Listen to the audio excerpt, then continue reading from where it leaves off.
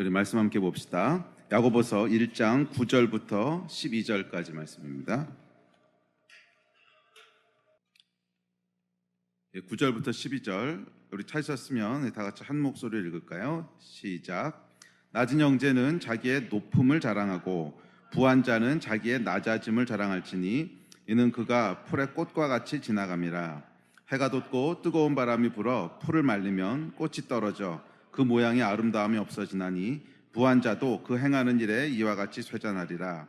시험을 참는 자는 복이 있나니 이는 시련을 견디어낸 자가 주께서 자기를 사랑하는 자들에게 약속하신 생명의 면류관을 얻을 것이기 때문이라. 아멘. 네, 우리가 지난주까지 야고보서 말씀을 통해서 특별히 우리의 언어 생활에 대해서 살펴봤습니다. 2016년도 한 해는 저희가 새로운 비전이나 어떤 새로운 지식이 아니라 우리 삶의 작은 것이라도 실질적인 변화가 있는 한 해가 되기를 주의 이름으로 축복합니다.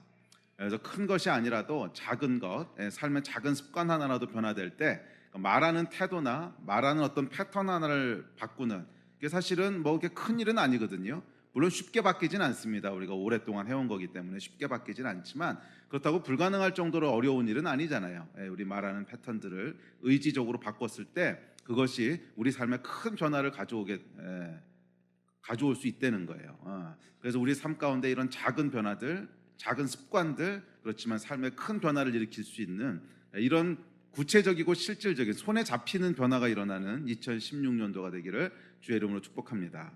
그래서 여러분 가정에서 특별히 부부 사이에 이 관계가 새로워지고 또 자녀들하고 맺고 있던 관계가 새로워지고 이런 변화들이 좀 일어나기를 여러분 기대하십니까? 그렇다면 뭔가 시도하셔야 돼요. 뭔가 시도하셔야지 그냥 가만히 앉아서 변화가 일어날 걸 기대하시면 안 됩니다. 그런데 그 변화라고 하는 것이 제가 반복적으로 말씀드리지만 뭐 삶의 어마어마하게 많은 부분들에 어마어마한 에너지를 투자해야만 변화가 일어나는 것이 아니라는 거예요. 작은 것 하나라도 중요한 것을 바꾸게 되면 거기 큰 변화가 일어날 수 있다는 거예요. 그래서 이것을 학자들이 그 습관에 대해서 연구하면서 핵심 행동이라고 하는 이제 개념을 발견하게 됐는데 이게 처음에 발견하게 된 게 아프리카에서부터 나온 거예요. 그 아프리카의 그 케냐였나 나이지리아였나 제가 그 나라는 잘 기억이 안 나는데 그 전염병이 창궐해서 굉장히 심각한 피해를 입힌 적이 있었습니다. 벌써 오래전 얘기인데 전염병이 창궐해서 사망률도 어마어마하고 그렇잖아요. 아프리카에서 나오는 전염병들이 사망률이 아주 높죠. 그래서 거의 국가 재앙에 해당하는 그런 큰 위기를 맞았습니다. 그래서 이 전염병을 어떻게 퇴치할 것인가. 근데 여러분 지난번에 우리나라에 메르스 들어왔을 때도 기억하시겠지만 전염병 퇴치한다고 했을 때는 정말 거의 전쟁을 방불케 하는 어마어마한 그 돈과 어마어마한 인력들이 막 투자돼야 이게 간신히 잡히는데 과연 아프리카에 그만한 재정도 없고 뭐 그만한 역량도 없는데 이것을 어떻게 잡을 것인가. 그러다가 그 연구하던 학자들이 한 가지 제안을 했습니다. 이거면 아마 될 거라고 그래요. 그게 뭐였냐면 전 국민들에게 손 닦는 캠페인을 벌인 거예요. 손을 매일 3번씩 손을 닦읍시다. 밖에 나갔다 오면 손 씻읍시다. 이거 사실 아프리카라고 하는 것이 위생이 그렇게 철저하지 않은 곳이니까. 그래서 이 캠페인을 했는데 놀랍게도 이 캠페인이 성공하면서 거기에 있는 그 전염병이요 거의 80% 90%에서 한 10%대로 떨어진 거예요. 놀랍지 않습니까, 여러분? 한 나라를 재앙 수준으로 몰고 갔던 큰 사건이었는데 손 닦는 거 하나 습관 하나를 바꿨더니 이 재앙이 해결되더라는 거예요. 그래서 이걸 가지고 이제 뭐라고 부르기 시작했냐면 핵심 행동이라고 부르기 시작했어요. 핵심 행동. 그래서 한 나라도 마찬가지고 개인도 마찬가지고 삶에 큰 영향을 미치고 있는 핵심적인 어떤 행동이 있다는 거예요. 그래서 거기에는 작은 변화만 주더라도 그 핵심 행동이 작게 변화가 일어나더라도 우리 삶에 큰 영향을 미칠 수 있다는 거예요. 그래서 특별히 여러분 말에 있어서 핵심 언어가 뭔가 한번 살펴보십시오. 내가 내 삶에 개선되어야 될 어떤 핵심적인 언어 패턴이 있을 거예요. 특별히 부부관계 개선을 원하신다면 습관적으로 나오는 말 중에 배우자를 굉장히 이렇게 긁는, 배우자의 마음을 굉장히 이렇게 불편하게 하는, 알면서도 안 고쳐지는 그런 거 분명히 있을 거예요. 여러분 있지 않으세요? 에이, 당신 항상 그래, 뭐 이런 거라든지, 또 그랬어, 뭐 이런 거라든지. 하여간 여러분의 어떤 언어 패턴이 있거든요. 감정을 절제 못하는 거라든지. 하여간 그런 거 하나예요. 하나. 많은 게 아니고 작은 거 하나 변화시켰을 때 거기서 큰 효과가 나타날 수 있다는 거예요. 물론 아무 행동이나 바꾼다고 큰 효과가 나타나는 건 아니지만 우리 어떤 관계에 있어서 그 관계를 그렇게 만들어가는 아주 핵심적인 뭔가가 있다는 거야. 대부분은 어떤 말이나 태도들인데 대부분 관계에서는 말이나 태도지요. 그런 말이나 태도가 핵심적인 어떤 게 있다는 거예요. 그래서 만약에 여러분 자녀들과의 대화나 관계에서 어려움을 겪고 계시다면 그것도 그렇게 어렵게 만드는 핵심적인 뭔가가 있을 거예요. 또 부부관계 뭔가 좀 삐걱거리는 게 있다면 그것을 그렇게 만드는 핵심적인 어떤 태도나 말이 있을 거예요. 그래서 여러분 기도하시면서 그것이 뭔지를 분별해내시고 그 부분에 변화를 주면 사실은 우리가 생각했던 것보다 훨씬 더 큰, 생각해 보세요. 손 닦는 거 하나 바꿨는데 국가 재앙이 지나갔다니까요. 그런 일들이 가능한 줄로 믿습니다. 아멘. 그래서 2016년도에는 저희가 작은 습관이지만 그것을 통해서 큰 변화가 일어나기를 기대합시다. 할렐루야. 그래서 너무 큰 거 우리가 추구하지 말고요. 작은 것 하나하나라도 실질적인 변화를 줄 수 있는 것, 이것을 추구하는 한 해가 되기를 주의 이름으로 축복합니다. 자, 오늘은 이제 이 야고보서 말씀을 좀 더 살펴보려고 합니다. 야고보서는 아주 실질적인 책입니다. 우리 삶의 구체적인 믿음에 어떤 해야 될 일들, 하지 말아야 될 일들, 바꿔야 될 일들을 아주 구체적으로, 이론적인 책이라기보다는 구체적으로 우리에게 권면해주고 있는 책입니다. 그래서 야고보서 말씀을 통해서 우리 삶 가운데 이런 구체적인 믿음의 도전들이 있게 되기를 축복합니다. 자, 그런데 오늘 본문 말씀에 보시면 오늘 본문 말씀은 이런 구체적인 삶의 어떤 변화들, 믿음의 행동들이 나오기 위한 어떤 뿌리가 있다는 거예요. 그래서 믿음의 행동들을 나오게 하는 우리 내면 깊은 곳에 자리 잡고 있는 어떤 믿음의 근원 또는 믿음의 베이스가 있는데 이것에 대한 것을 다루고 있습니다. 결론부터 말씀드리면 우리가 어떻게 믿음의 행동들을 하게 되고 어떻게 시련을 만나고 어려운 일을 만났을 때 믿음으로 반응할 수 있게 되는가, 또는 거기에 실패하는가, 이것을 결정짓는 아주 중요한 어떤 믿음의 베이스가 있다는 거예요. 결론부터 말씀드리는 것은 뭐냐면 나는 나를 누구라고 믿는가, 두 번째는 나는 무엇을 의지하는가. 이것이 사실은 믿음의 기초라는 거예요.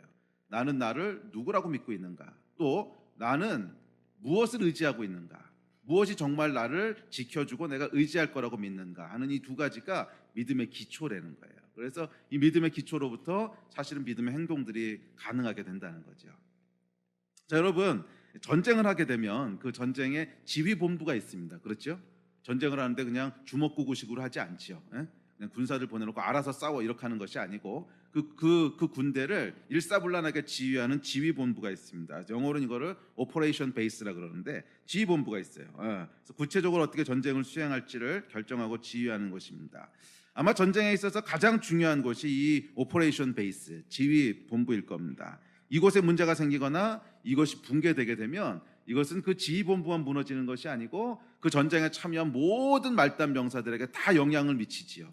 그래서 뭘 해야 될지 모르게 되고 마땅히 받아야 될 지원을 받지 못하게 되고, 그 다음에 이 전투 후에 무엇을 해야 될지에 대한 지시도 받지 못하고, 그래서 약간 그 지휘본부가 무너지게 되면 이 군대는 그냥 오합지졸이 돼버리고 맙니다. 그래서 과거에 그 미국이 전쟁할 때 보면요, 뭐 이라크하고 전쟁하고 아프가니스탄하고 전쟁하고 할 때 보면 가장 먼저 하는 게 뭐지요? 이 지휘본부를 폭격하는 거예요.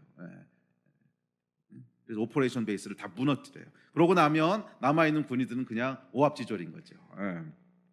자, 우리 믿음에도 아까 말씀드렸듯이 이런 오퍼레이션 베이스가 있다는 거예요. 우리의 구체적인 삶에 매일매일 삶에서 맞닥뜨리는 여러 가지 우리의 반응들, 또 믿음의 선택들, 또 우리가 해결해야 될 문제들, 이런 것들을 총지휘하고 있는 어떤 믿음의 베이스가 있다는 거예요. 오퍼레이션 베이스가 있다는 거예요. 그래서 이 믿음의 지휘부가 사실은 강건해지고 건강했을 때 우리 삶의 구체적인 문제들을 훨씬 더 믿음으로 쉽게 극복하면서 나갈 수 있다는 거지요. 그런데 이 믿음의 지휘부가 하나도 해결되지 않고 거기가 굉장히 약한 상태라면 이런 우리의 삶의 구체적인 그 대면하는 문제들, 이게 사실 아까 얘기했던 군사들이 각계 전투하고 있는 현장들인데 그곳에서의 승리도 물론 중요합니다. 그래서 우리가 삶의 구체적이고 실제적인 문제들을 만났을 때 어떻게 믿음으로 반응할 것인지, 어떻게 믿음의 말을 할 것인지, 이것도 굉장히 중요하지만 그와 동시에 믿음의 베이스에서 거기에 해당하는 믿음의 강건함들이 있어야 돼요.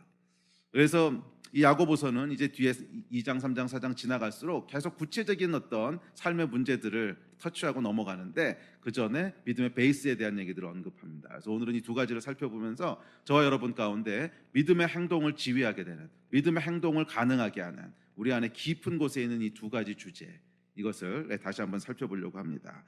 자, 이 믿음의 지휘본부가 있다는 걸 이해하기 위해서 예를 하나 들어보죠. 구체적인 삶에서 우리가 거짓말을 했어요. 그럼 이게 믿음에 실패한 거죠. 뭔가 거짓말을 했어. 그러면 단순히 내가 오늘도 거짓말을 했다, 믿음에 실패했다, 그렇게 생각하고 넘어갈 것이 아니고 왜 거짓말을 했는지 한번 생각해 보자는 거예요. 그러면 왜 거짓말을 했을까? 분명히 성경엔 거짓말하지 말라고 했는데 이 성경 말씀을 불순종하면서 거짓말이라고 하는 걸 택한 거지요. 좀 더 근본적인 문제가 있어요. 뭐 여러 가지 이유가 있겠지만 예를 들어서 뭐 돈 때문에 거짓말을 했다고 합시다.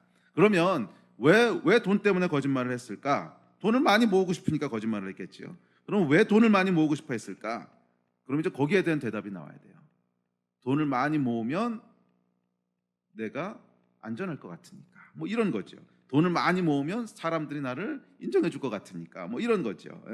그래서 그 실제적인 어떤 도전 앞에서 내가 돈을 택할 거냐 아니면 정직이라고 하는 하나님의 말씀을 택할 거냐, 이걸 저울질을 해보는 거죠. 쫙 저울질을 해보고 하나님의 정직이라는 걸 택하는 게 나한테 좋을지 아니면 돈님이 좋을지, 뭐 이렇게 하다가 누가 더 믿음직스러웠다는 거예요. 하나님보다는 돈님이 더 믿음직스러웠다는 거예요. 그러니까 하지 말라는 걸 알면서도 돈님을 택하는 거잖아. 그래서 성경은 이것을 뭐라 그러냐면 우상이라고 얘기하는 거예요. 우상. 왜? 결국 하나님하고 돈님을 저울질하다가 어떤 게 나한테 더 실질적인 믿을 만한 구속인지를 선택하는 거거든. 그래서 이제 거짓말이라는 행동이 나오잖아요. 그래서 보면은 어떤 우리가 믿음이든 불신앙이든 이 믿음의 선택 과정을 보면 이런 선택 과정을 거쳐서 결국 내가 거짓말이라고 하는 어떤 행동을 하게 된단 말이에요. 이해하십니까? 그래서 이렇게 겉으로 드러난 문제들을 더 근본적으로 파내려가 보면 우리가 믿음의 선택을 하든지 아니면 실패하든지 하여간 그 선택을 하게 하는 어떤 기초가 되는 것들이 있어요. 이것을 아까 얘기했던 믿음의 지휘본부라는 거예요. 오퍼레이션 베이스가 있다는 거예요. 자, 그래서 이 믿음의 지휘본부가 강건해지지 않으면 겉으로 드러나는 일상의 문제들에서 믿음을 발휘하고 말씀에 순종하는 것이 쉽지 않습니다. 물론 뭐 간헐적으로 이기기도 하고 그러게 하겠지만, 그리고 그것도 중요합니다. 또 우리가 너무 이것을 이론적으로만 생각해서 여기만 해결되면 실제로 다 해결돼, 꼭 그렇지는 않아요. 그렇다면 우리가 뭐 습관이란 거 도전할 필요도 없겠지. 우리의 구체적인 삶의 습관들을 바꿈으로 또 우리 내면이 바뀌기도 합니다. 이 양방향이 더 유효한 건데, 그럼에도 불구하고 우리 안에 있는 이 믿음의 기초들을 우리가 다시 한번 좀 돌아볼 필요가 있어요. 이것이 어떻게 강건해질 수 있는가. 그래서 오늘 본문의 9절부터 12절 말씀은 여기에 대한 메시지를 깔고 있는 그런 말씀입니다. 자, 첫 번째 오퍼레이션 베이스부터 살펴볼게요. 9절 말씀인데요. 자, 9절 말씀을 보면 이렇게 얘기합니다. 자, 우리 같이 한번 읽어볼까요? 9절 말씀 시작. 낮은 형제는 자기의 높음을 자랑하고. 자, 여기서 낮은 자라는 건 뭐냐면 영적으로 어린 사람을 지칭하는 용어가 아니고요. 낮은 자는 사회적인 지위가 낮거나 돈이 없어서 가난하거나 뭐 그런 사람들을 의미하는 겁니다. 사회적 신분이 낮거나 아니면 돈이 없거나 이런 사람들. 근데 이런 낮은 형제들이 빠지기 쉬운 공통적인 함정이 있는데 그게 뭘까요? 그게 열등감이에요. 그러니까 사회적인 지위가 좀 낮거나 아니면 돈이 좀 충분히 없거나 그러면 공통적으로 빠지게 되는 함정이 있는데 그게 뭐라고요? 열등감이에요. 그래서 이런 경우에는 우리가 싸워야 될 믿음의 싸움에 가장 구체적인 극복해야 될 과제가 뭐냐면 내 안에 있는 이 열등감을 어떻게 믿음으로 넘어설 것인가 하는 것이 가장 중요한 싸움이에요. 근데 반대로 이제 뒤에 가보면 부한자들이 나오거든요. 부한자들. 이건 사회적으로 좀 인정도 받고 돈도 있고 뭐 이런 분들은 이 열등감이라고 하는 것이 믿음의 1차적인 싸움의 대상은 아니에요. 물론 2차, 3차는 싸워야 되겠지만 그 부분은 뭐 열등감보다는 뭐 그냥 그건 내가 어떻게 살아왔어. 그래서 거기에서 큰 불만은 없어. 그런데 이제 다른 곳에 연약함이 있는 거죠. 그런데 특별히 반대로 아까 얘기했던 낮은 사람들, 그러니까 뭐 사회적으로 충분한 어떤 인정을 못 받는다든지 아니면 우리 청년들 같은 경우에는 대학 졸업하고 3년째 백수로 있다든지 뭐 이런 경우들, 아니면은 우리 중고등학생들이 대학 갈 때 실패를 여러 번 했다든지 하여간 뭔가 자기가 실패하고 인정받지 못하고 돈이 충분히 없고 뭐 사회적 지위든 학력이든 뭐든 하여간 이런 것들이 충분히 자기가 원하는 만큼 얻지 못했다고 생각할 때 다가오는 위기가 뭐냐, 마귀의 공격이 뭐냐면 열등감이라는 거예요. 계속 열등감을 자극한다는 거죠. 그래서 그 안에 어떤 생각이 들게 해요? 나는 쓸데없는 사람이야. 나는 맨날 실패하는 사람이야. 나는 있어도 그만 없어도 그만인 것 같아. 뭐 이런 거. 나 하나 세상에 없어도 세상에 아무 문제가 없을 것 같아. 뭐 이런 거. 그런 이제 열등감이 들게 됩니다. 그런데 문제는 여러분, 이 열등감이요, 여기서 그치지 않는다는 거예요. 인간은 열등감을 안고 그냥 편안하게 살아갈 수 있는 존재가 아니에요. 하나님 원래 그렇게 만드시지 않으셨어요. 사람은 자기가 중요하고 그래도 쓸모 있는 사람이라는, 어딘가는 쓸데 있는 사람이라고 하는 그것이 확인돼야만 그래서 그 자존감이 채워져야만 정상적으로 작동할 수 있는 존재예요. 그래서 계속 우리 안에 나는 쓸모없는 존재야, 난 항상 실패하는 존재야, 난 있으나 없으나 똑같아, 우리 가정에서 나는 없어도 아무도 모를 거야, 뭐 이런 게 계속 돌아가고 있으면 인간이 정상적으로 작동할 수 없다는 거예요. 그러면 이상한 반응들이 나오게 되고, 또 이제 그 마음들이 채워지지 않고 있으면 끊임없이 인간은 어떤 걸 추구하게 되냐면, 그래 나는 그냥 안 되는 존재야, 그리고 포기하고 있는 게 아니에요, 여러분. 잘 살펴보면 그래도 나는 어딘가 괜찮은 존재라고 하는 것을 증명하려고 노력을 해요. 그래도 나는 괜찮은 존재라고 하는 것을 증명하려고 노력을 해요. 나는 비록 거지라도 깡통이 2개야, 뭐 이런 거죠. 그러니 사장이 아니라 회장이야, 뭐 이런 거. 그리고 내가 비록 거지라도 나는 보통 거지가 아니다. 나는 이래 보여도 거지 협회 회장이다, 뭐 이런 것들. 그러니까 어떻게든지 간에 자기가 중요한 사람이라고 하는 것을 증명하려고 시도를 한다는 거예요. 그런데 이 과정에서 이제 뭐가 나오게 되냐면, 잠깐 보세요, 여러분. 나는 거지라도 깡통이 2개야. 이 이야기는 뭐예요? 깡통 하나인 놈들보다 낫다 이거잖아요. 그래서 항상 거기서 파생돼 나오는 게 비교예요. 비교. 다른 사람하고 비교를 해요. 나는 비록 내가 이렇게 실패하고 어쩌고 해도 쟤보다는 나아. 아니면 나는 이렇게 이런 부분은 못해도 이런 부분은 쟤보다 잘해. 이런 비교가 나오게 돼요. 그리고 비교는 비교에서 그치는 것이 아니고 뭘로 이어져요? 판단으로 이어져요. 판단으로.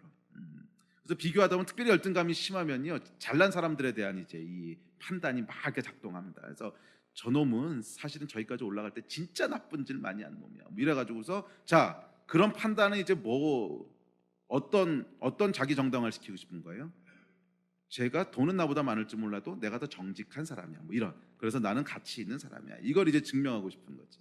그러니까 판단이 들어간단 말이에요. 그리고 쟤는 운이 좋아서 그런 거야, 뭐 이런 거. 그러니까 비교하게 되면 판단이, 사실 비교하지 않으면 판단이 나올 게 없어요, 그렇잖아요. 비교하니까 이제 판단이 나오는 거지. 그리고 이 판단은 비판으로 이어집니다. 그래서 쟤는, 그러니까 아까 판단이 뭐였어요? 저는 나쁜 짓을 많이 해서 저렇게 된 거야.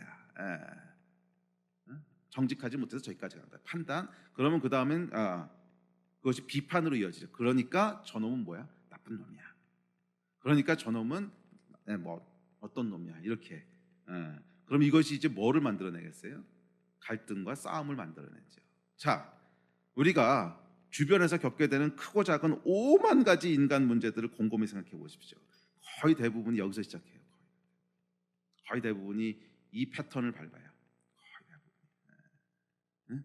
뭔가 비교하다 보니까 판단하는 거 비난하고, 그 비난이 실질적인 어떤 관계의 문제를 만들어내고, 이 패턴을 밟거든. 근데 그 시작점이 어딘가 보라고요. 시작점이 이게 열등감에서 시작하는 거예요. 내가 중요한 존재라고 하는 게 채워지지 않으니까 이제 여기서부터 문제가 시작되는 겁니다.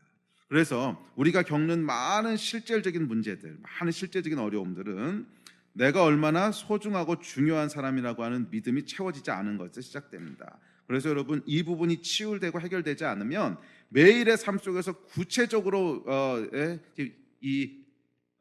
대면하는 문제들 가운데 승리하기가 참 어렵습니다. 삶의 변화를 주기가 참 어려워요. 그래서 이 열등감의 문제를 여러분 어떻게든지 해결하셔야 돼요. 자, 그렇다면 이 문제를 어떻게 해결할 수 있을까? 자, 야고보서는요, 이 문제에 대해서 아주 심플하게 대답을 합니다. 참 너무 심플한데, 낮은 자는 높아짐을 자랑하라는 거예요. 낮은 자는 높아짐을 자랑하라는 거예요. 자, 뭐예요? 주님 안에서 자기의 높아진 신분을 자랑하라는 거예요.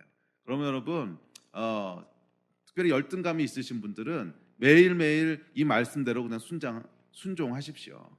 자랑하라고 하는 것은 여러 가지 차원에서 자랑할 수 있습니다. 자기 스스로에게 자랑하는 것은 생각을 계속 리마인드하는 걸 수도 있고, 아니면 자기 입으로 선포하는 걸 수도 있고, 아니면 다른 사람에게 선포하는 걸 수도 있고. 하여간 여러분, 어린아이처럼 좀 단순하게 이 말씀에 순종해 보세요. 예? 열등감이 있으신 분들은 아침에 일어날 때마다 믿음으로 자랑하면서 일어나세요. 나는 하나님의 자녀고 존귀한 자다. 할렐루야. 나는 세상에 누구하고도 비교할 수 없는 최고의 존재다. 나는 높은 자다. 이거를요 계속 자랑하라는 거예요. 아멘. 그래서 여러분, 저와 여러분의 이것은 없는 일을 지어내라는 것이 아닙니다. 사실은 저와 여러분이 실제로 어떤 자인가에 대한 사실이에요. 저와 여러분은 어떤 자예요? 다른 사람들하고 비교해서 내가 더 뛰어난 자가 아니라는 거예요. 이미 하나님께서 우리를 가장 소중한 자로, 가장 존귀한 자로, 예? 성경에 보면 뭐라 그러냐면 땅에 있는 성도는 존귀한 자라 그랬거든요. 나의 모든 즐거움이 저에게 있도다. 하나님께서 우리를 가장 나의 모든 즐거움이, 하나님의 모든 즐거움이 성도들에게 있다는 거예요. 땅에 있는 성도는 존귀한 자라는 거야. 이게 사실은 성경의 선포거든요. 예. 왕 같은 제사장이고 가장 존귀한 자고 하나님과 함께 영원히 통치할 자이고, 이게 여러분 우리의 신분이라는 거예요. 아멘. 근데 이 아멘이 시원치 않아요. 아멘. 자, 이것이 진짜 현실인데, 이것을 알 때 우리는 더 이상 열등감에서 해독일 이유가 없어요. 다른 사람하고 비교할 필요도 없어. 왜냐하면 우리는 이미 예수 그리스도 안에서 하나님의 자녀고 비교할 수 없는 신분으로 높아졌기 때문이에요. 이것을 기억하고 자랑하라는 거예요. 계속 기억하고 또 기억하라는 거예요. 자랑하고 또 자랑하라는 거예요. 예. 어떻게 자랑합니까? 알아서 자랑하세요. 예. 남편한테도 자랑하고 아내한테도 자랑하고 자식한테도 자랑하고, 야, 너 내가 얼마나 대단한 존재인 줄 알아? 예. 내가 하나님의 존귀한 자야. 내가 최고의 존재야. 이거를 계속 자랑하라는 거예요. 입으로 계속 나는 쓸데없는 자야. 난 맨날 이래. 나 같은 게 이러면 여러분 이 문제를 헤어나올 수 있는 방법이 없어요. 그래서 사실은 말의 선포가 중요해요. 아마 조금 있으면 광고가 나갈 텐데 4월 첫 번째 주 금토일 3일 동안요, 저희 교회가 그동안 정말 안 했던 일을 제가 하나 기획했습니다. 부흥회를 할 거예요. 부흥회. 강사분을 모셔서 부흥회를 금토일 할 텐데, 예. 그래서 금요일 날은 금요 예배 오시듯이 오면 되고요. 주일 날은 주일 랠리 예배 오시듯이 오면 되는데, 이제 토요일 날 하루 종일 참석하셔야 됩니다. 4월 첫 주인데, 예. 이제 그때 모실 분이 제가 지난번에 한번 말씀드렸던 대전에서 만난 고수 목사님이세요. 이영환 목사님이라고, 한밭제일교회라고. 이분이 이제 그때 우리에게 전해줄 메시지가 뭐냐면 장자권에 대한 거예요. 장자권. 인터넷 찾아보면 요즘 뜨고 있는 세미나예요. 장자권 세미나 이래가지고. 근데 이분이 이제 은퇴하실 때가 다 되신 나이 많으신 목사님인데, 이 목사님이 사실은 최종 학력이 초등학교 졸업이세요. 그래서 신학교도 사실은 갈 수가 없어서 그냥 이렇게 야매로 신학교육하는 게 있었거든요, 옛날에는. 그러니까 학위 안 주고 그냥 이렇게 하는. 그래서 그거 하시고, 그래서 열등감이 굉장히 많으셨던 분이에요. 다른 사람 눈도 못 쳐다보고 이렇게 그랬던 분인데, 이분이 지금 대형교회 목사님이시거든요. 그래서 그 열등감을 어떻게 극복했는가, 이게 이제 이분의 주제인데, 그게 뭐냐 하면 우리는 하나님의 자녀라는 거예요. 장자라는 거야. 권리가 있다는 거야. 권세가 있다는 거야. 그게 그 핵심이 뭐냐면 말의 권세라는 거. 우리 말의 권세. 그래서 우리 말로 계속 믿음의 선포를 해야 된다는 거예요. 이분의 그 메시지가 진짜 파워풀해요. 그래서 제가 만나본 분들 중에 이렇게 그때 제가 말씀드렸죠. 그때 제가 너무 피곤해가지고 인사드리러 누군지 모르고 갔다가 5분 만에 이렇게 정신이 번쩍 들어서 앉았다고. 도대체 이분 누구냐. 이분이 평생을 기도하시면서 하셨던 진짜 듣기 힘든 메시지예요. 아마 이거 놓치면 여러분 제가 장담하건대 30년 동안 후회하면서 살 거예요. 이건 정말이에요. 이거 놓치면 30년 후회하면서 살 거예요. 그러니까 모든 일정들 다 취소하시고요. 첫 주예요. 첫 주. 며칠이죠?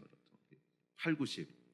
둘째 주인가? 그러면 8, 90. 하여간 4월 8, 90입니다. 광고 나갈 테니까요. 그때 날짜 필요 없어요. 아마 30년 후에 안 하시려면.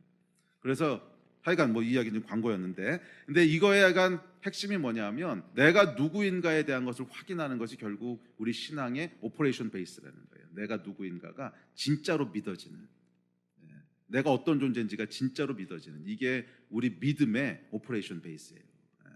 그런데 그 일을 위해서는 뭐라 그랬어요? 자랑하라 그랬어. 믿음으로 계속 선포하시라는 거예요. 내 입으로 계속 선포하시라는 거예요. 내가 어떤 존재인지. 자, 나는 어떤 존재예요? 하나님의 자녀다. 나는 존귀한 자다. 자, 따라하십시오. 나는 하나님의 자녀다. 나는 존귀한 자다. 나는 왕 같은 제사장이다. 나는 하나님과 영원히 통치할 자다. 나는 예수 그리스도의 피값으로 산 존재다. 나는 하나님이 즐거워하시는 자다. 아멘. 이거를요 아침에 일어날 때마다 선포하시라는 거예요. 만나는 사람마다 자랑하시라는 거예요. 만나는 사람마다 자랑하시라는 거예요. 너네가 누군 줄 알아? 내가 깡통 2개 있는 거지. 이런 거 자랑하지 마시고, 너네가 누군 줄 알아? 내가 하나님의 자녀고 하나님의 가장 소중한 자고, 이걸 계속 자랑하시라는 거예요. 사람은요, 우리 말에 대해서 제가 말씀드릴 때 언급했지만, 이 말에는 능력이 있고요. 그 말의 능력의 첫 번째 수혜자는 누구예요? 자기 자신이에요. 그 말을 내뱉을 때 내가 듣잖아. 이 말의 능력의 첫 번째 수혜자는 자기 자신이라고.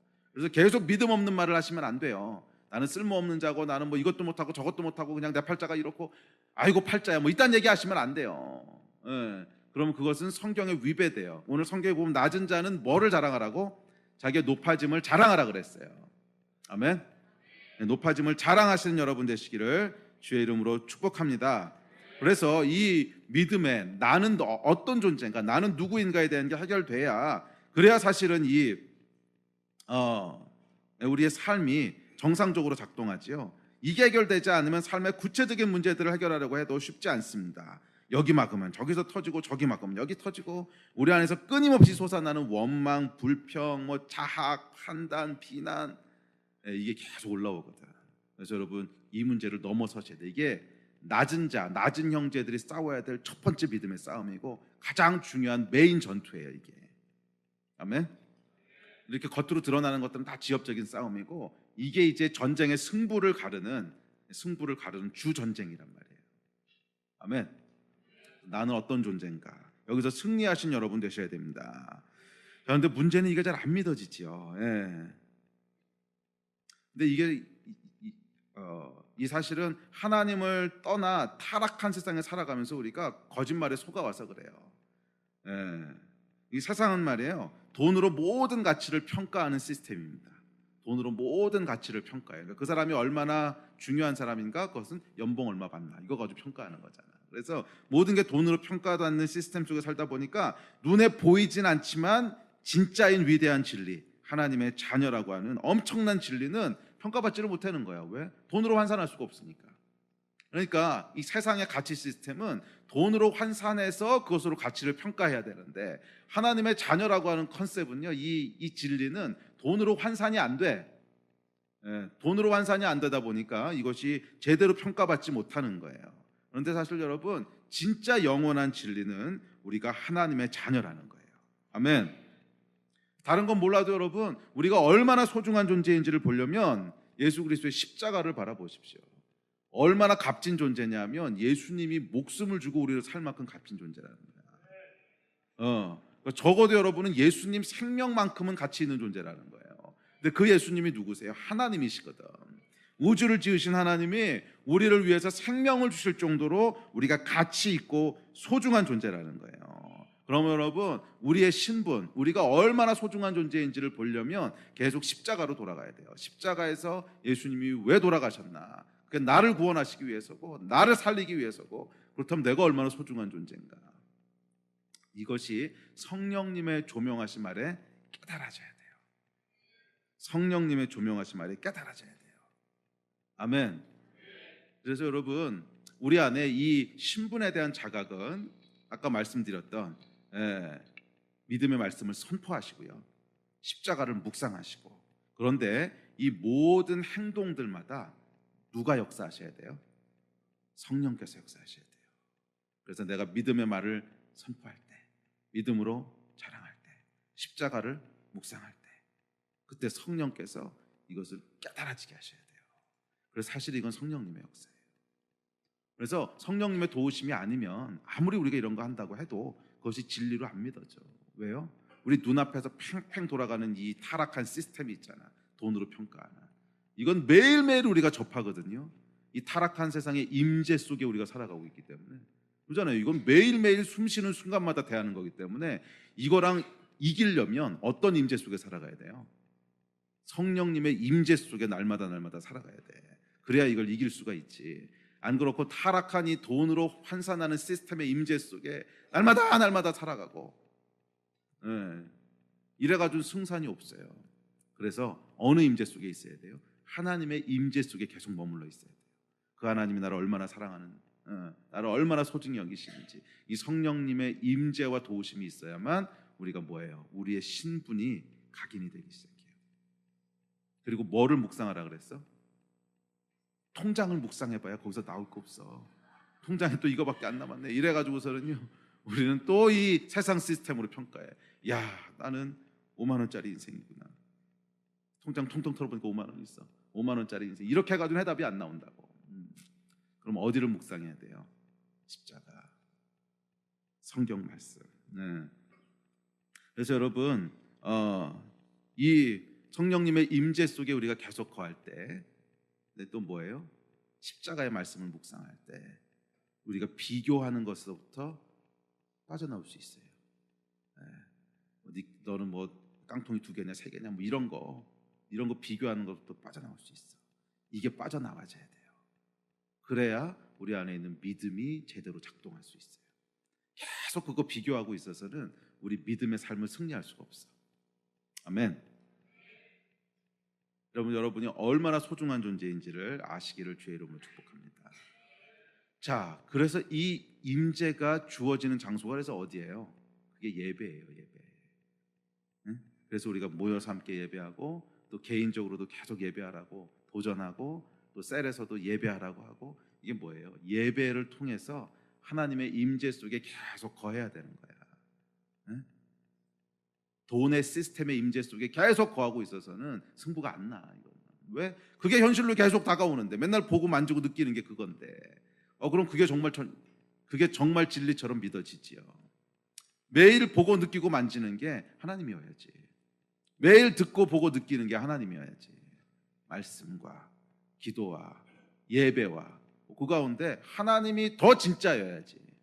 여러분, 사실 이거는 뭐의 싸움이냐면 눈에 보이는 이게 진짜냐 아니면 하나님이 진짜냐 하는 거에 대한 싸움이에요. 사람은 안 보면 멀어진다고 계속 자기가 접하는 걸 진짜로 믿게 돼 있어. 계속 자기가 접하는 걸 진짜로 믿게 돼 있어요. 그래서 계속 하나님을 접하셔야 돼요. 특별히 자기 안에 열등감이 있다고 생각하시는 분들은 다른 방법으로 극복 안 됩니다. 계속 하나님을 접하셔야 돼요. 계속 하나님의 말씀을 읽으시고 계속 하나님께 기도하시고 계속 예배 가운데서 하나님의 임재를 누리시고 시시때때로 하나님에 대한 것들을 리마인드 하시고, 그래서 믿음의 말을 선포하시는 것도 그거예요. 우리가 선포할 때 하나님의 존재를 다시 리마인드 하거든. 그래서 그 싸움에서 먼저 승리하셔야 돼요. 그래야 우리 안에 이 오퍼레이션 베이스가 제대로 작동하게 되는 줄로 믿습니다. 아멘. 자, 두 번째 오퍼레이션 베이스는 10절 11절입니다. 자, 우리 10절 11절 같이 한번 읽어볼까요? 시작. 부한 자는 자기의 낮아짐을 자랑할지니 이는 그가 풀의 꽃과 같이 지나감이라.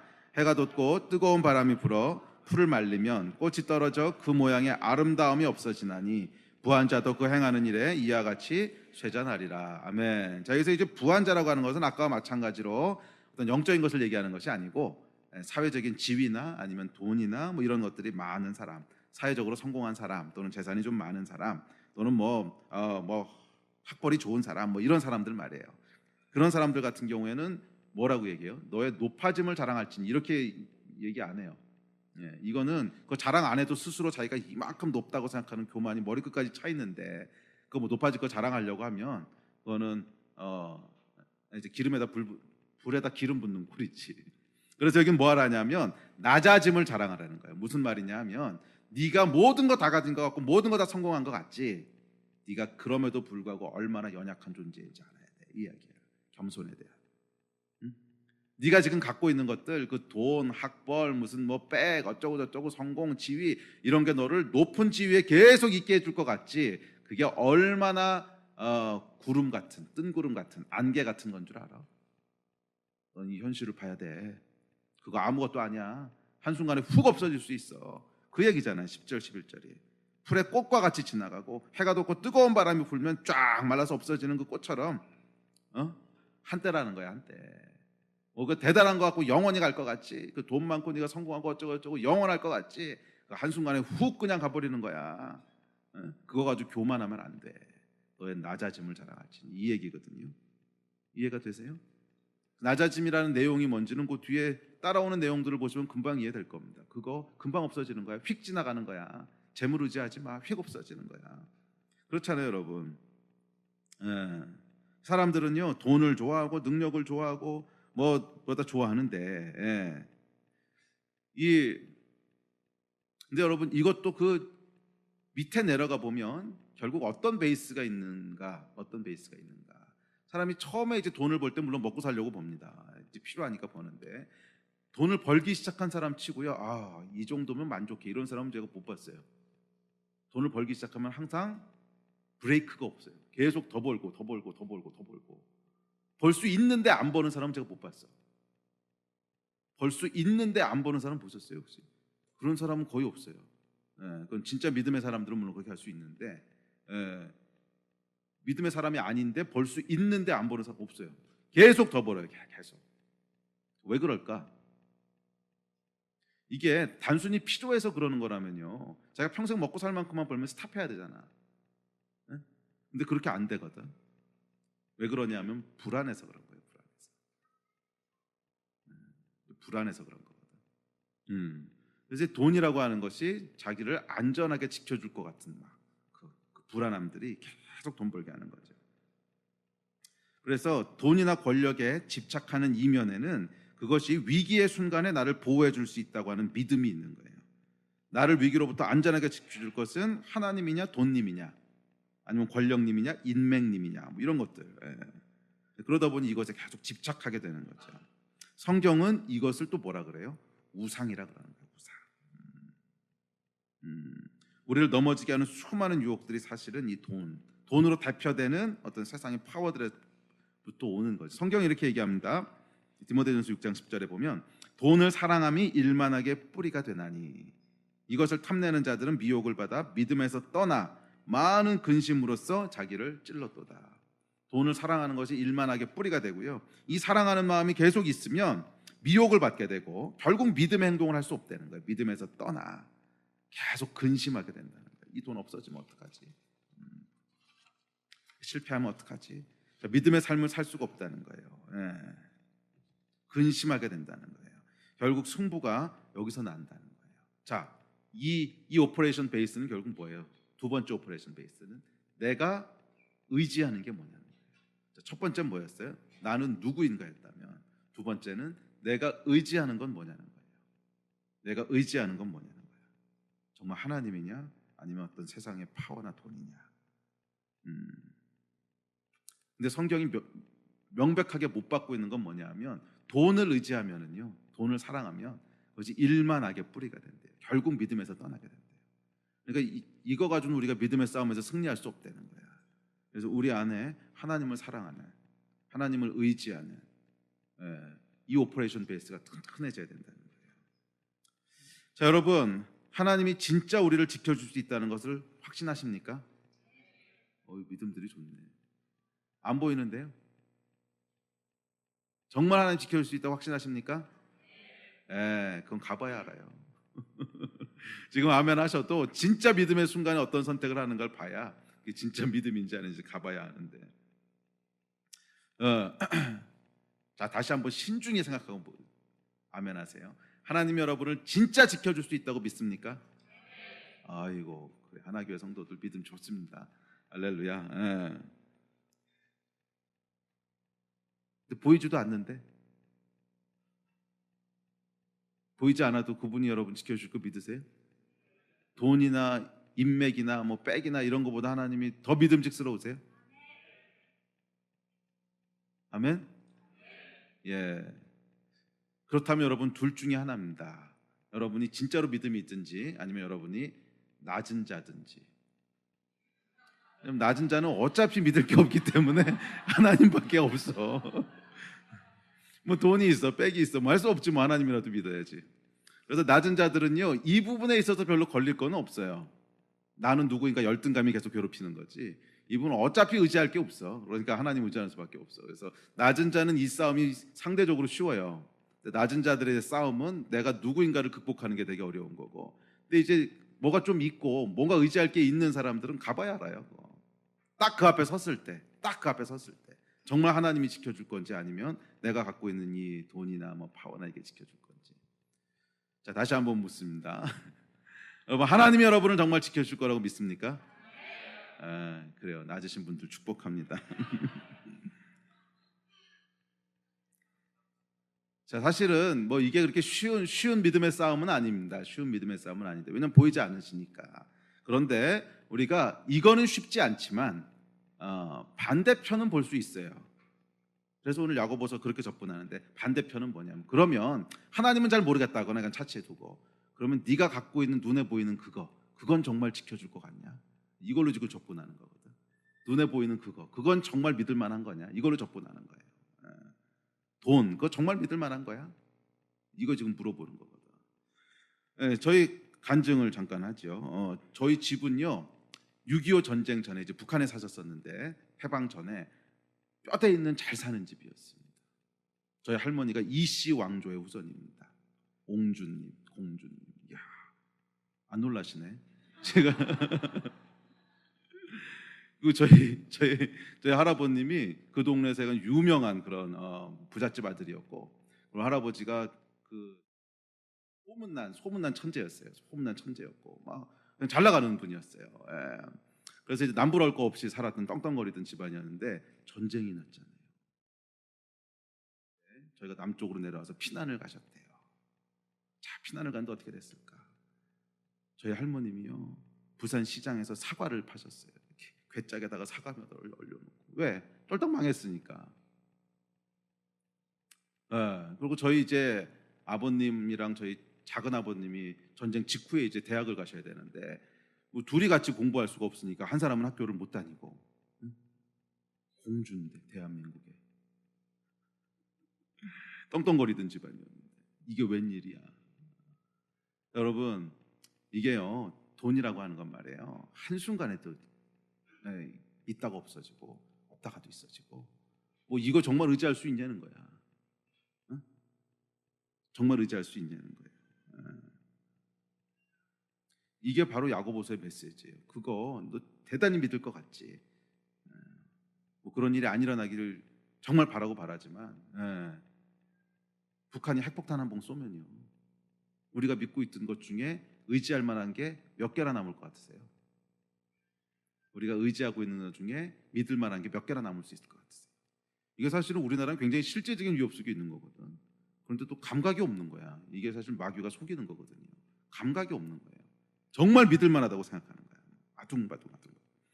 이 돈이라고 하는 게 여러분 얼마나 우스운 건지 잘 생각해 보세요. 실제로 이제 전쟁 나게 되면 그 돈은 다 휴지 조각이 될 거고, 그리고 우리의 대부분의 돈은 그냥 숫자잖아요. 돈을 현금으로 가지고 계세요.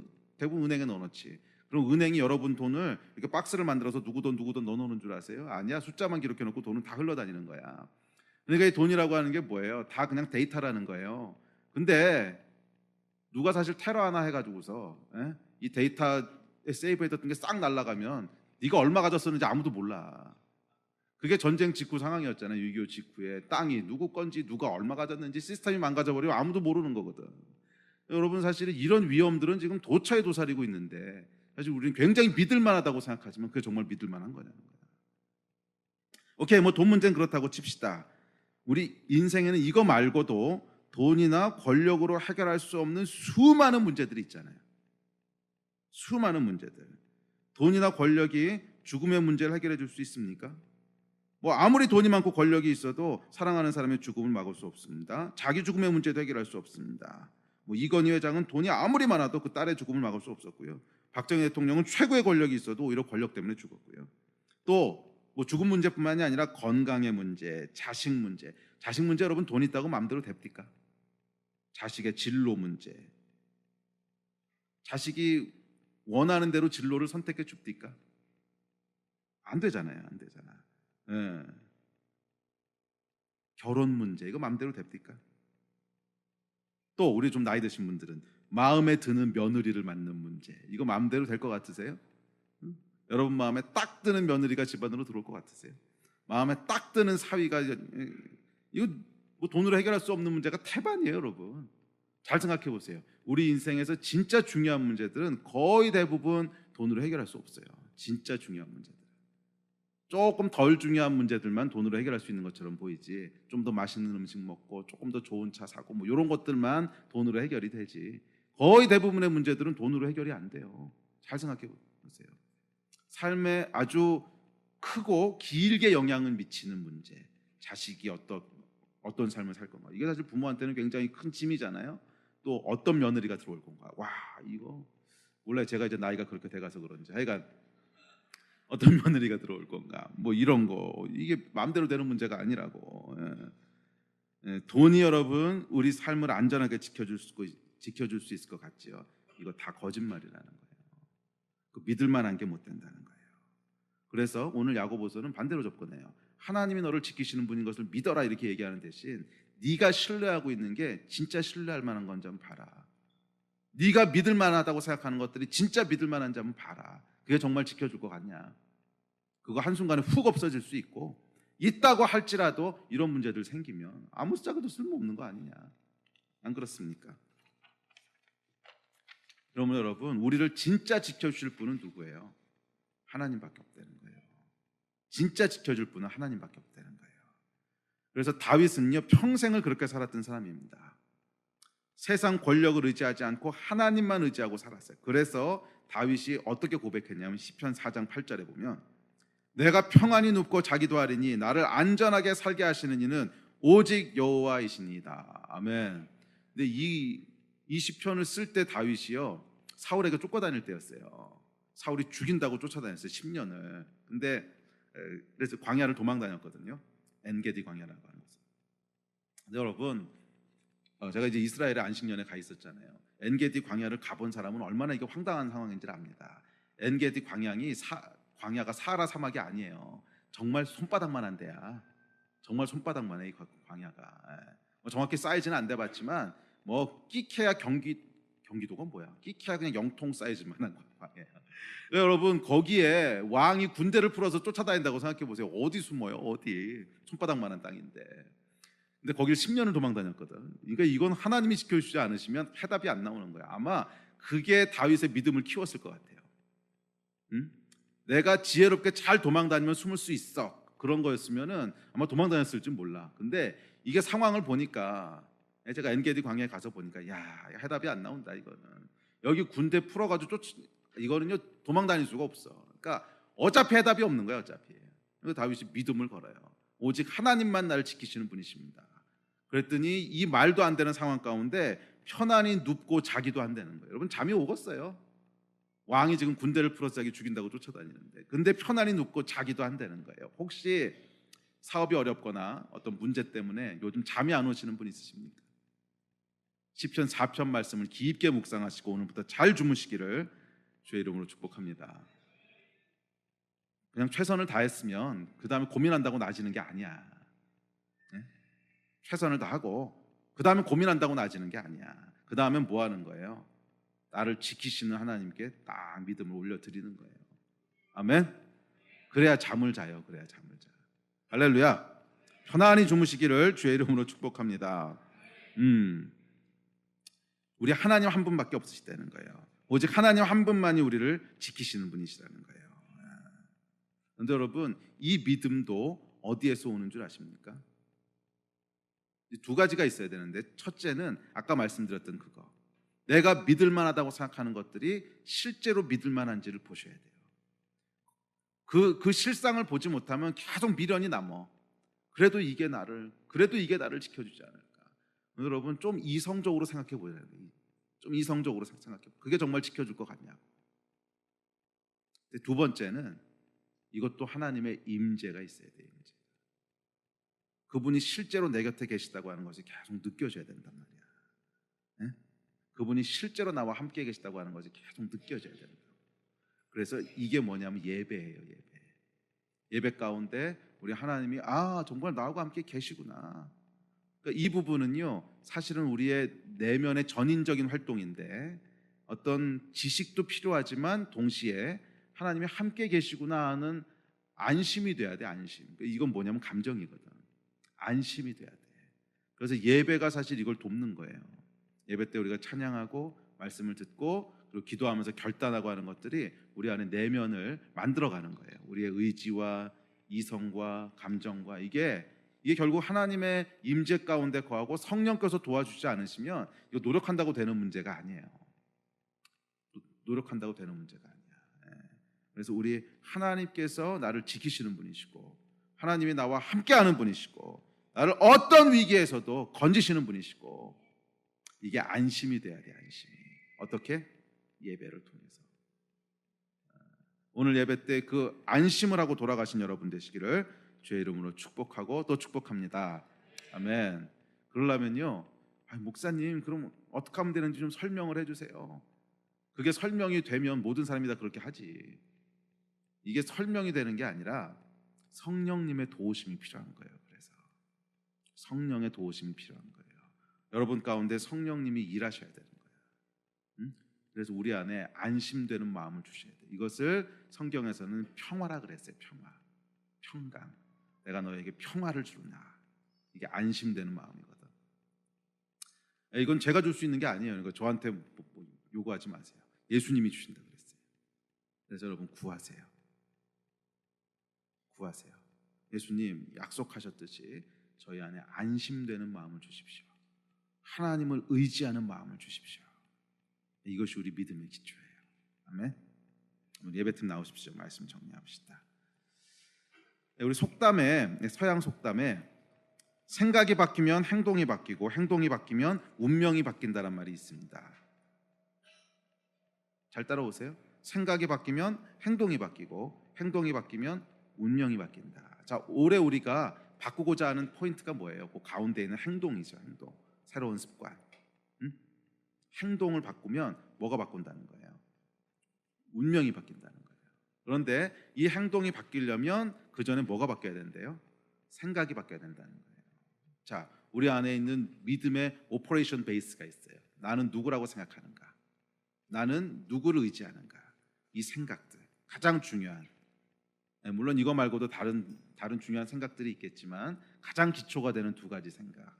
나는 어떤 존재인가? 나는 누군가? 그리고 나는 무엇을 의지하는가?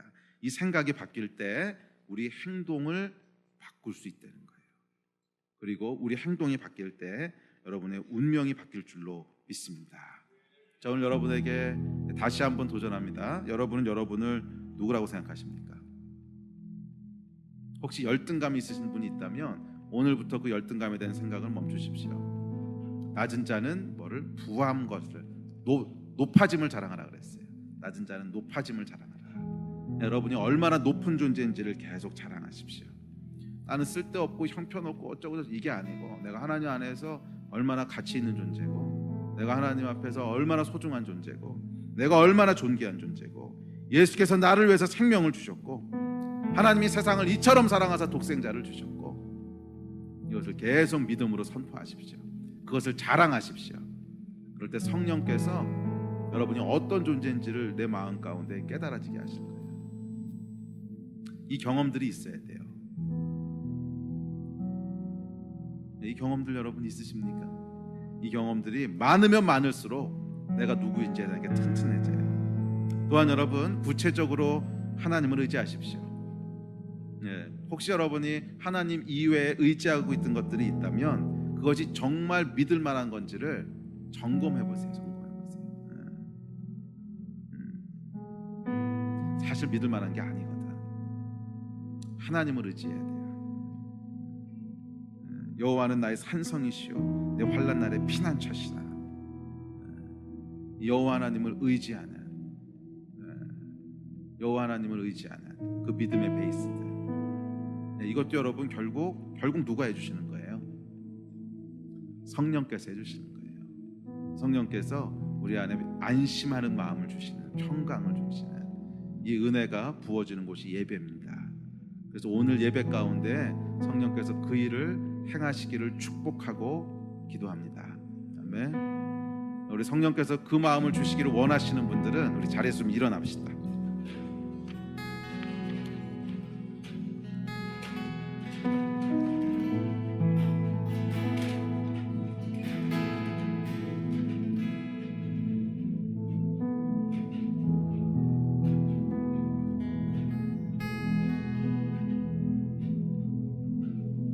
우리 함께 좀 기도할 때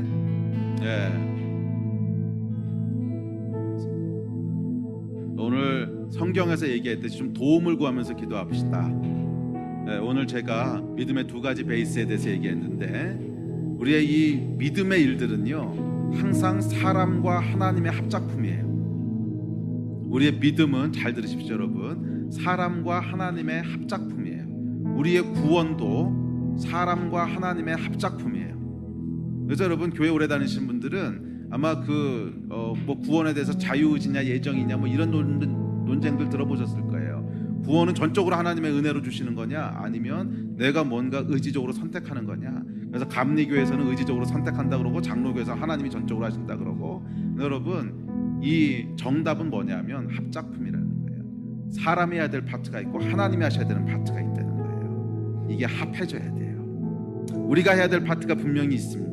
나는 누구인지, 내가 의지하는 게 뭔지, 회개해야 되는 것도 우리가 해야 될 파트고요. 또 믿음으로 선포하는 것도 우리가 해야 될 파트고, 올바른 지식을 알아야 되는 것도 우리가 해야 될 파트고, 예배의 장소에 나와야 되는 것도 우리가 해야 되는 파트예요. 그런데 거기에 하나님이 하시는 파트가 있어요. 그것은 성령께서 이 모든 노력 위에 축복하시고 일하셔야 돼요. 그래서 우리 마음에 믿어줘야 믿는 거잖아. 내가 뭐 믿는다 그러고 믿어줘. 믿기 싫은 사람 여기 아무도 없지. 그럼 교회 안 나왔지. 믿어줘야 되는 게 있거든. 근데 이건 성령께서 하시는 일이에요. 그래서 오늘 이 시간 기도하실 때 하나님 오늘 말씀을 듣고 제 안에 많은 새로운 결단들, 새로운 믿음의 어떤 의지적 결단들이 있습니다. 그렇지만 성령님의 도우심이 필요합니다. 지금 이 자리에 임하셔서 성령님 저에게 믿어지게 해주시고 제 안에 이 낮은 자존감들이 회복되게 하여 주시고 내 열등감들이 회복되게 하여 주시고 하나님의 사랑이 얼마나 위대한지 내가 그 안에서 얼마나 존귀한 존재인지 알게 하여 주십시오. 오늘 또 다윗처럼 우리도 여호와 하나님이 나의 산성이시고 나의 반석이시라고 하는 그 믿음 위에 서기를 소원합니다. 내가 헛된 것 의지했던 것 하나님 고백합니다. 회개합니다. 하나님만 믿어지는 은혜가 있게 하여 주십시오. 안심되는 역사가 있게 하여 주십시오. 성령님 도와주십시오. 이거 하나님께 구해야 됩니다. 우리 그 마음 가지고 한 2, 3분 정도 좀 기도하면서 성령님의 도우심을 구합시다. 오늘 예배 가운데 그 도우심이 임할 줄 믿습니다. 기도하시겠습니다.